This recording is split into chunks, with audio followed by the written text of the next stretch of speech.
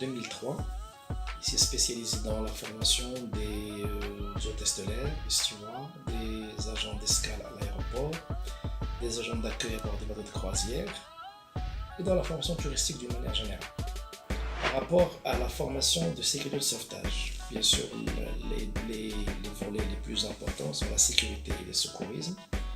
Et dans ce cadre-là, l'école s'est dotée de tous les moyens nécessaires pour donner une formation de qualité.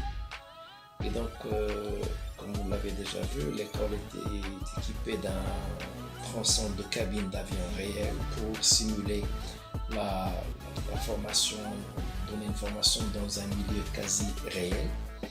Il est aussi doté de tous les équipements de sécurité de sauvetage nécessaires, et ce qui lui a valu l'homologation. L'école est je pense, le deuxième établissement après Raw Academy qui est homologué Centre d'examen national pour la formation de sécurité de sauvetage.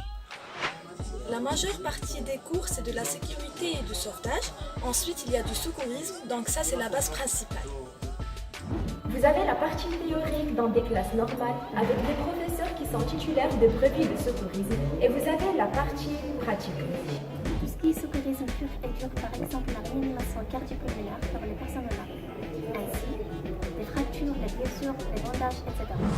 Sauvetage et secourisme, les deux éléments les plus importants dans cette formation. C'est des instructeurs qui sont formés dessus, qui sont déjà hôtesses et stewards, qui nous forment sur la sécurité, tout ce qui est incendie, évacuation d'un avion avec les toboggans, et qui nous apprennent également à plonger dans la piscine avec des gilets de sauvetage. Dès qu'ils sont dans l'eau, ils mettent leur gilet de sauvetage et on le donne. Et il faut mettre au client le remorquage jusqu'au canon de sauvetage.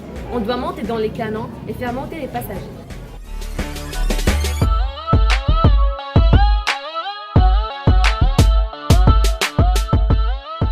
Nous sommes amenés aussi à sauver des vies. Le local qui est fait comme si c'était dans un avion. Ils ont une trappe qui s'ouvre pour récupérer la cagoule avec la bouteille d'oxygène pour se protéger de la fumée, ainsi qu'un extincteur.